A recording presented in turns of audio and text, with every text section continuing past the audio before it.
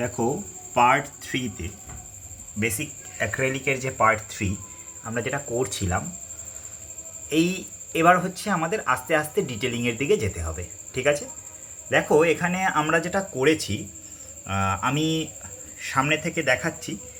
এই জায়গাটায় দেখো লাইট ডার্ক, আমি কিন্তু ম্যাক্সিমাম ডার্কও ধরিনি, ম্যাক্সিমাম লাইটও ধরিনি। আমি ওভারঅল ভ্যালুটাকে একটু ডেভেলপ করেছি।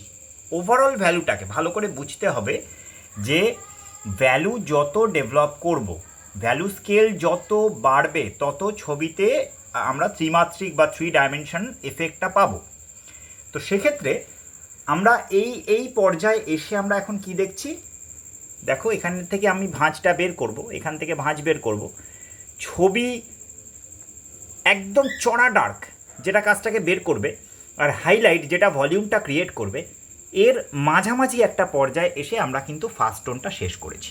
খুব ভালো করে দেখো, এবং এই ফার্স্ট টোনের মধ্যে ভালো করে লক্ষ্য করো থ্রাস্টিং লাইট এবং এই জায়গাগুলোতে একটা ইয়েলোইশ বা ব্রাউনিশ একটা লাইট, যেটা আমি অরিজিনাল কাজে দেখতে পাচ্ছি, সেইগুলো কিন্তু টোনের মধ্যে ধরা রয়েছে। আর একটা জিনিস খুব ভালো করে খেয়াল করো, দেখো বইয়ের পাতায় এখনও লেখা জোকা কিচ্ছু হয়নি, কিন্তু বইয়ের পাতার যে রিফ্লেকশানটা খুব ভালো করে খেয়াল করো। কাগজটা ঘুরছে, আমি জানি না ছবিতে কতটা ভালো বোঝা যাচ্ছে, কাগজটা ঘুরছে, এই জায়গাটা একটু পাতাটা ফুলে আছে এবং সোর্স অফ লাইটটা এখানে সবচেয়ে বেশি রিচ, তাই এই জায়গাটা হচ্ছে সাদার ভাগটা বেশি। যখনই একটু এই দিকে এসছে দেখো একটা ইয়েলোইশ টোন এসছে, যেখানে আমি পাতাটাকে ঘোরাবো। নাম্বার 1। নাম্বার 2, ভালো করে খেয়াল করো, এইখানে একটা ভায়োলেট টোন রয়েছে এবং এই থ্রাস্টিং লাইটের রিফ্লেকশন এখানে, এই পাতাটাও কিন্তু একটু মোড়া রয়েছে। তো এই লাইটের রিফ্লেকশনটা এখানে, তারপরে ডার্ক, তারপরে যেহেতু পাতাটা ঘুরে আবার ওই দিকে গেছে, ওর ফ্লোটা ওই দিকে, আবার এখানে লাইট পড়েছে, লাইট পড়ে এখান থেকে সোজা হয়ে গেছে। দেখো একটু জায়গার মধ্যে 1 2 3 4 5 6 6খানা ডাইমেনশনের ভ্যালু আমরা দেখতে পাচ্ছি। এইভাবে একেবারে ছোট ছোট ছোট ছোট পার্টকে ওভারঅল ভ্যালুতে দেখে কাজটাকে এগোতে হবে। আমরা যেটা প্রথমেই করি, একদম যেটা আমি করার সময় তোমাদের দেখিয়েছিলাম, এই যে এই ডার্কগুলো, এটা কিন্তু আমি ভুল চাপিয়েছি কেন, ভুলটা বোঝানোর জন্য, যে এই যে আমরা যেটা করি আর কি, আমি দ্বিতীয় পার্টটা দেখে থাকলে দেখবে, আমি বলেও দিয়েছিলাম যে এইভাবে আমরা ডার্ক দিয়ে বের করি। ডার্ক, এই যে চড়া ডার্ক আমরা যদি আগে দিয়ে দিই, দেখো এইখানেই চোখটা আটকে যাচ্ছে, চোখটা আমাকে ঘোরাতে হবে। এবং একটা ভালো ছবির মূল বিষয় হচ্ছে তার ওভারঅল ভ্যালু বা সারফেস ভ্যালুটাকে ধরা, তার মিডল টোনটাকে ধরা। যে মিডল টোনের এফেক্টগুলো ভালো ধরতে পারবে, সে টোন ডাউনও করতে পারবে, টোন রিচও করতে পারবে। হাইলাইট চাপানো 2 মিনিটের ব্যাপার, হাইলাইটটাই আমাদের নজর কাড়ে, কিন্তু হাইলাইটের এগেনস্টে ডার্ক টোন, একদম চড়া ডার্ক আমরা সবাই দিয়ে দিতে পারি। এই হাইলাইট আর ডার্ক টোন, এই দুটোর মাঝামাঝি যে মিডল টোনটা, সেটাকে যে যতগুলো পার্টে ভেঙে ভেঙে দেখতে পারবে এবং দেখে সেই এক্স্যাক্ট কালারটা চাপাতে পারবে, সে কিন্তু কাজটা তত ভালোভাবে উপস্থাপন করতে পারবে। ঠিক আছে, তো এটা আমরা জাস্ট একটা ওভারঅল চাপিয়েছি। ওভারঅল চাপানোর পর এইবারে আমরা এর ডিটেলিং আস্তে আস্তে আস্তে আস্তে শুরু করব। দেখো সেকেন্ড পার্টে আমরা যেমন একটু একটু করে ডেপথ বের করছি, ভালো করে খেয়াল করে দেখো, একদম এই সোজা যে এখানে ইয়েটা রয়েছে, মূর্তিটা রয়েছে, তার নিচের অংশটা, এই জায়গা আমি কিন্তু এখনও কাপের ডিটেলিংও ধরিনি, কিছুই না, শুধুমাত্র এই জায়গাগুলোকে আস্তে আস্তে আস্তে আস্তে ডেভেলপ করা হচ্ছে। এবং কাপড়ের ভাঁজ, কাপড়টা বেশ ওয়েটি কাপড়, তো তার ভাঁজ টাঁজগুলো ঠিকঠাক করে ধরা, হ্যাঁ। এবং তার মধ্যেকারও দেখো লাইটের তীব্রতার বেশ কিছু পরিবর্তন আছে। এই দেখো দুটো কাপড়ের ভাঁজের মাঝখানে যে ভাঁজটা, যেটা ডেপথে ঢুকেছে, তার মধ্যে একটা থ্রাস্টিং লাইট খেলছে। এইখানে দেখো কাপড় যে ভাঁজ করা থাকে, সেই ভাঁজ করা কাপড়ের ভাঁজের মধ্যে একটা আলো ছায়া খেলছে। এই যে ছোটো ছোটো ডিটেলিংগুলো, এইখানে যে ডিটেলটা দেখছো, এটার মধ্যে এখনও কাজ বাকি আছে, এর মধ্যে একটা আন্ডারটোন পড়বে। তো এইভাবে আস্তে আস্তে আস্তে আস্তে অবজেক্টগুলো ডেভেলপ হচ্ছে। এখানে যতটা ছবিতে চড়া ডার্ক দেখা যাচ্ছে, এতটা চড়া ডার্ক বা এতটা চড়া লাইট কিন্তু নেই। এটা মোবাইলের লাইটের জন্য খানিকটা এরকম মনে হচ্ছে, ফলে এটা গোটা গোটা একটা মানে ভারী একটা মনে হচ্ছে, অতটা ভারী কিন্তু এটা নয়। তো এইভাবে যাই হোক, এটা পরে হয়তো ছবি তুলে দেখালে হয়তো বোঝা যাবে। তো সেইভাবে আস্তে আস্তে ডেভেলপ করো। দেখো ওভারঅল টোন চাপানো হয়েছে, এবার আস্তে আস্তে অবজেক্টে ডিটেলিংগুলো আসবে। আমি ড্রাপারি থেকে কেন শুরু করতে চাইছি, ড্রাপারিতে শুরু করলে পরে হাতটা সেট হবে। হাতটা সেট হলে তুমি আলো ছায়া দেখার অভ্যাসটা তৈরি করে ফেলতে পারলে তখন কিন্তু কাজ করতে অনেক সুবিধা হবে। দেখো এই যে থার্ড ফেজে এখানে এবার আমরা ধরো এর ভেতরের যে কালার টোনগুলো আছে সেই টোনগুলোকে ধরছি। এবারে যেটা আমরা সাধারণত ভুল করি, কাজ শুরু করার পরে এই যে ধরো কাপের যে কালো কালো দাগগুলো রয়েছে মূল ছবিতে, সেই জায়গায় আমার চোখটা টানবে সবার আগে। আমাদের সবার ক্ষেত্রে কিন্তু তাই হয়, যে ওই যে চেক চেক দাগগুলো রয়েছে, মানে যেখানে একেবারে ডিরেক্ট কন্ট্রাস্টের খেলা রয়েছে, যেখানে একটা মানে আলো ছায়া এবং তার মধ্যে চেক, যেটা একটা অবজেক্টকে অনেক বেশি বিশ্বাসযোগ্য করে তোলে। সেই জায়গাগুলো, সেই ইনিশিয়াল ওপরের যে অর্নামেন্টেশনটা, সেই জায়গায় আমাদের চোখটা আগে যায়। কিন্তু একটু খুব ভালো করে খেয়াল করো, এখানে কিন্তু সেটা আমি আগে ধরিনি। প্রথমে একটা টোন চাপিয়েছি, তারপরে ধীরে ধীরে দেখতে দেখতে এই যে দেখো এখানে একটা পিঙ্কিশ একটা টোন, কাপের কর্নার দিয়ে যে লাইট রিফ্লেকশন, এই দিকে যে এর থেকে রিফ্লেক্ট লাইট, কারণ আমার সোর্স অফ লাইটটা হচ্ছে এদিক থেকে, তাহলে এখানে যে লাইটটা পড়ছে সেই লাইটটা তো রিফ্লেক্ট করছে, সেটা এইখান থেকে এইখানের মাঝখানে যে একটা ডেপথ, সেই ডেপথে একটা ইয়েলো অকারিশ টোন, এই সাইড দিয়ে হাইলাইট বা ম্যাক্সিমাম লাইট, এখনও কিন্তু হাইলাইট এখানে আসেনি। এই যে ছোট ছোট, খুব ভালো করে খেয়াল করে দেখো, 1 2 3 4 5 6 7 8 9 10 11 12, এখান থেকে এইখানে এইটুকুর মধ্যে কিন্তু 12খানা টোনাল ভ্যারিয়েশন আছে, কিন্তু অবজেক্ট একটাই। এই যে টোনাল ভ্যারিয়েশন, এবং সেটাও, এটা তো আমি এইভাবে দেখালাম, এটা যদি এইভাবে দেখি, ভার্টিক্যালি যদি দেখি, সেখানেও কিন্তু টোনাল ভ্যারিয়েশন আবার অন্যরকম। তো কাজ যখন আমরা করব, ওপরের অর্নামেন্টেশন পরে, মানে দেখবে ওই পোশাক বা গয়নাগাটি পরে, আগে তো স্বাস্থ্য, তো এটা কিন্তু খানিকটা সেই রকম। আমরা আগে এর ভেতরকার ডিটেলিং, একই রকমভাবে বইয়ের ক্ষেত্রেও তাই, যে এর পেজটা ঢেউ খেললে এই যে এই ধরনের এই সমস্ত কালারগুলোর একটা রিফ্লেকশান আসছে, সেই রিফ্লেকশানগুলো কিভাবে পড়ছে, পেজের ঢেউ খেলানো অংশ, প্রচুর কাজ কিন্তু বাকি, কিন্তু ওই একটু একটু করে ওই অংশগুলোকে দেখা আর চাপানো। একটা স্টিল লাইফ 15 দিন ধরে হবে, 1 মাস ধরে হবে। প্র্যাকটিস ওয়ার্ক যখন আমাদের স্টুডেন্টরা করছেও তাই, প্রায় 1 মাস হয়ে গেল, ওই একটু একটু একটু একটু করে ডেভেলপ করা, এবং হরাইজেন্টালি, ভার্টিক্যালি, ডায়াগনালি প্রত্যেকটা টোনাল ভ্যারিয়েশনের ম্যাক্সিমাম অংশটাকে ধরার চেষ্টা করা। হয়ে যাওয়ার পরে মোটামুটি একটা জায়গায় দাঁড়ানোর পরে এবারে অর্নামেন্টেশনের দিকে আস্তে আস্তে যেতে পারি।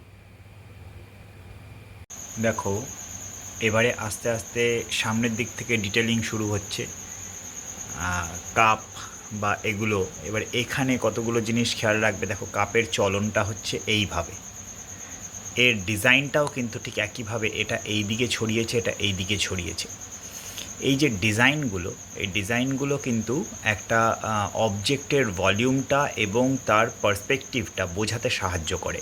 যেহেতু এরকম একটা জিওমেট্রিক্যাল শেপ, এটা কিন্তু এর পার্সপেক্টিভটাকে, এটা যে এই কোণাটা সামনে, এই দুটো দিক এই দিকে গেছে, সেটা বোঝাতে সাহায্য করছে।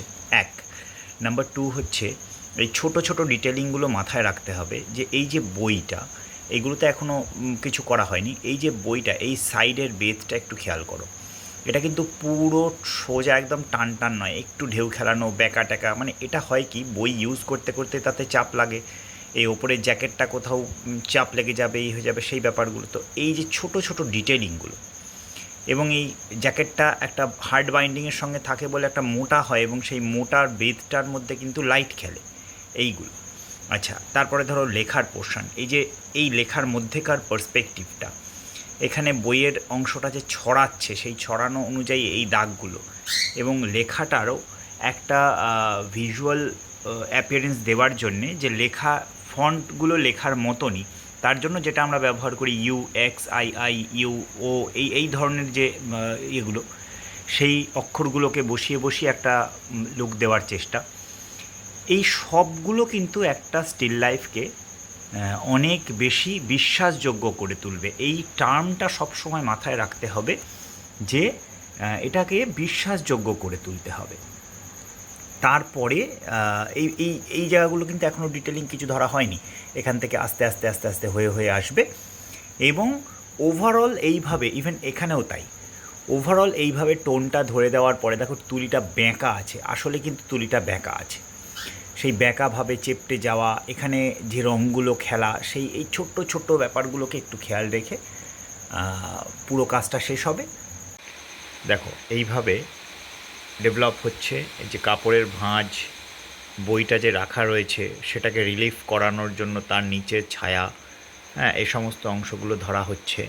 একটা জিনিস ভালো করে খেয়াল করো, এই কাপড়ের ভাঁজ, এই ভাঁজগুলো গেছে, এই ভাঁজের উপরে বইয়ের ছায়া পড়েছে। বইয়ের ছায়া পড়ার ফলে এই ভাঁজের ছায়াটা, এই জায়গাটা খুব সুন্দরভাবে একটু খেয়াল করো। এইখান থেকে কাপড়ের ভাঁজ রয়েছে, সেই কাপড়ের ভাঁজটা যখন ছায়ার তলায় ঢুকছে, ওভারঅল ছায়া পড়ছে একটা ব্লুইশ ছায়া। ছায়ার মধ্যেও কিন্তু আলো ছায়া আছে, হ্যাঁ, এই আলোর মধ্যে আলো এবং ছায়ার মধ্যে ছায়া, অবন ঠাকুরের সেই যে তত্ত্ব, হ্যাঁ, সেইটা মাথায় রাখতে হবে, যেটা আমরা ষড়ঙ্গের বর্ণিকা ভঙ্গে পড়ি। বর্ণিকা ভঙ্গের একটু ডিটেল যদি তোমরা পড়ো সেখানে পাবে যে আলোর মধ্যে আলো এবং ছায়ার মধ্যে আলো, আলোর মধ্যে ছায়া এবং ছায়ার মধ্যেও ছায়া। এই যে এর যে রঙের তফাতটা হচ্ছে, এই তফাতগুলো খুব ভালো করে বুঝবে। দেখো এই কোণার লাইটটা একটু ভালো করে খেয়াল করো, অনেকটা জার্নি হয়ে লাইটটা এই ফাঁক থেকে গলে এখানে আসছে, ফলে এইখানে লাইটের তীব্রতা অনেকটা গিয়ে কিন্তু এই জায়গাটায় মাইল্ড হয়েছে। এই যে ছোট ছোট তফাতগুলো, এই তফাতগুলোকে করতে হবে। এই যে ভাঁজগুলো, হয়তো কিছু কিছু জায়গায় ভাঁজ হয়তো নেই, কিন্তু সে ভাঁজটা একটা ক্রিয়েট করা, কেন করা, যাতে কাপড়টার অস্তিত্বটাকে বিশ্বাসযোগ্য করে তোলা যায়, মানে অফ করা। খুব ছোট ছোট জিনিস খেয়াল করতে হবে। দেখো এই যে এখানে একটি বিশেষ কোম্পানির লোগো রয়েছে, এই লোগো, সেই লোগোর মধ্যেও কিন্তু আলো ছায়া আছে। দেখো এই ওপরের দিকে এইখানে এটা কিন্তু অনেকটা ডার্ক, এটা তুলনামূলক লাইট, তার কারণ লাইট রিফ্লেকশন হওয়ার দরুন এবং এটার একটা সেমি ওভাল শেপ হওয়ার দরুন এইখানে অন্ধকার, এখানে লাইট পড়ছে। অ্যান্টিকটা তার যে ছোট ছোট ডিটেলিংগুলো, অর্থাৎ চুলের খাঁজ বা গায়ে যে ফাটাফুটো যেগুলো আছে, সেইগুলোকে আস্তে আস্তে চাপানো শুরু করতে হবে। এবং সেটা মাথায় রাখতে হবে, ওই ফাটাফুটোগুলো কিন্তু এর অংশ, কিন্তু ওই ফাটাফুটোগুলোই এখানে প্রধান নয়। সুতরাং তার মধ্যে সবগুলোই যে হুবহু তুলতে হবে তা নয়, কারণ এটা কিন্তু শুধুমাত্র এই অ্যান্টিক সর্বস্ব নয়, এর পুরো কম্পোজিশনটার মধ্যে, মানে পুরো স্টিল লাইফের কম্পোজিশনটার মধ্যে এটা একটা পার্ট। সুতরাং তুলে আনার সময় ওই ব্যাপারগুলো খেয়াল রাখতে হবে। আর আরেকটা বিষয় দেখো, এখানে লাইটের এফেক্টটা, আমরা সাধারণত লাইট দেখি খুব চড়াভাবে, কিন্তু দেখো লাইটের রঙের মধ্যে অনেক তফাৎ আছে। এখানে যে রঙের রিফ্লেকশন, এখানের রঙ আলাদা, এখানে রঙের তীব্রতা আস্তে আস্তে নিচের দিকে কমছে, এবং এই যে এই রঙটা, এটা কিন্তু এইগুলোর রিফ্লেকশন, হ্যাঁ। তো ওভারঅল রং, আলোর একটা রং রয়েছে, যে আলোটা পড়ছে সেই আলোটারও একটা রং রয়েছে। দেখো এবারে আমরা মোটামুটি খাঁজ যা ছিল, যেমন যেমন ছিল সেগুলো চাপিয়ে দিয়েছি। খাঁজ খোঁজগুলো সমস্ত একটু দেখতে অসুবিধা হবে, কারণ আমি খালি চোখে যে ডার্কটা এখানে দেখতে পাচ্ছি, মোবাইলে সে ডার্ক দেখা যাচ্ছে না। যাই হোক, একটু দেখার চেষ্টা করো, যেদিন ক্লাস থাকবে ক্লাসে তো দেখিয়েই দেব। তো এই যে ছোট ছোট ছোট ছোট টেক্সচারগুলো খুব ভালো করে একটু সামনে থেকে দেখো। যখন আমি এটা তৈরি করেছি অ্যান্টিকটা, তখন এই অ্যান্টিকটা তো প্যারিসের, এবং আমি খুব হালকা আঁচড় দিয়েছিলাম, সেটা খুব কোথাও কোথাও দেখা যাচ্ছে, কোথাও কোথাও দেখা যাচ্ছে না। আমি যেটুকু অরিজিনালি দেখতে পাচ্ছি, আমি কিছু সাজেস্টিভ লাইন এখানে দিয়েছি। তার একটা বড় কারণ কি, দেখো একটা স্টিল লাইফ যখন আমরা গ্যালারিতে শো করব, তখন এটা কিন্তু যিনি দেখবেন দর্শক, সে তো আর পাশে স্টিল লাইফটাকে রেখে দেখছেন না। ফলে এর মধ্যে আমার স্বাধীনতা আছে যে কিছু কিছু রিলেটেড সাজেস্টিভ থিং, সেটা টেক্সচারে হতে পারে, সেটা কালারে হতে পারে, আমরা কিছু অ্যাড করতে পারি, কিন্তু সেই পাড়াটা খুব সযত্নে এবং বুদ্ধিমত্তার সঙ্গে করতে হবে। আমি যদি দুম করে এখানে একটা পিঙ্ক কালার লাগিয়ে দিই তাহলে কিন্তু হবে না। কিন্তু আমরা কিছু কালার রিফ্লেকশন রাখতে পারি বা কিছুটা বাড়িয়ে দেখতে পারি। যেমন দেখো এখানে আমি ফোনে একদমই দেখতে পাচ্ছি না, বাট এখানে দেখা যাচ্ছে একটা হালকা ব্লুইশ টোন আছে। এই যে এই ব্লুইশ টোনগুলো, এটা অ্যাকচুয়াল যা আছে আমি তার থেকে এক কোট বাড়িয়ে দিয়েছি। কেন দিয়েছি? এতে না ছবিতে বর্ণিকা ভঙ্গ বা বর্ণের যে নানা রকম বর্ণের ব্যবহার, বর্ণের বৈচিত্র্য, সেটা না অনেক বেশি ভালো বোঝা যাবে। এক, দুই হচ্ছে একটা অন্যরকম কালারের সাসপেন্স তৈরি হবে। এই ব্লু কালারটা, অন্ধকারে ব্লু কালারটার কিন্তু একটা ভীষণ গুরুত্ব আছে। আবার এই যে এই দিকে দেখো এই লাইটটা, এখানে একটা রিফ্লেক্ট লাইট, অ্যাকচুয়ালি লাইট এখানে, এটা থ্রাস্টিং লাইট। এই জায়গাটা ঠোঁটের এখানটা, এটা কিন্তু রিফ্লেক্ট লাইট। এই রিফ্লেক্ট লাইটটা কোথা থেকে আসছে বলো তো? একেবারে সরাসরি এখান থেকে আসছে। তো এখানকার লাইটের রিফ্লেকশান যখন যাবে, জেনারেলি এখানে তখন কী কালার আসবে? এটা কিন্তু এই রকম লাইট আসবে না, বা ব্লুইশ লাইট আসবে না এইখানে। ওই জন্য আমি এই কালারের রিফ্লেকশান লাইটটা কিন্তু এখানে দেখার চেষ্টা করছি। আবার এই যে ব্লু, এই ব্লুটাও কিন্তু রিফ্লেক্ট লাইট, কিন্তু কোথাকার না এই দিকের দেওয়ালে আমাদের যে একটা স্মোক গ্রে দেওয়াল একটা রয়েছে, অর্থাৎ ডেটোটা রয়েছে, তার থেকে রিফ্লেক্টেড হয়ে এইখানে টোনটা আসছে। সুতরাং এদিকের ছায়ার রঙের রিফ্লেকশনটা বা রিফ্লেক্ট লাইটটার মধ্যে কিন্তু আমরা ব্লুইশ এফেক্ট পাচ্ছি। এই কাজে না আমি যা দেখছি তার থেকে দু কাঠি বা এক কাঠি বেশি ধরা, সব কিছুই, আলো ছায়া সব কিছুই, এবং ডিটেলিংটা খুব ছোট ছোট ব্রাশে করা। ফাইনালি যখন তোমরা এইটা জানবে, এটা হচ্ছে টেকনিকের চর্চা হচ্ছে, এটা কিন্তু পেইন্টিং নয়। মানে টেকনিক্যালি পেইন্টিং, বাট এটার মধ্যে আসলে আছে হচ্ছে টেকনিকের চর্চা, এবং টেকনিকটাকে শেখার আপ্রাণ চেষ্টা থাকবে আমাদের এই ধরনের বিগিনিংয়ে, একদম শুরুর পর্যায়ের অ্যাক্রিলিকে।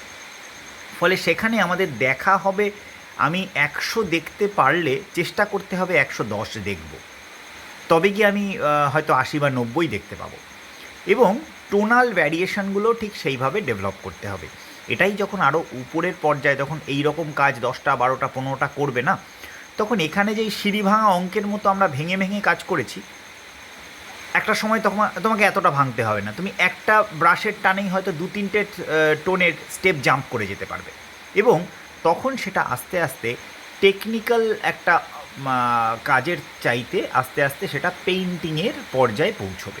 হ্যাঁ, তো এইভাবে ধীরে ধীরে ডেভেলপ করেই কিন্তু আসবে, এবং এর কোনো শর্টকাট মেথড নেই।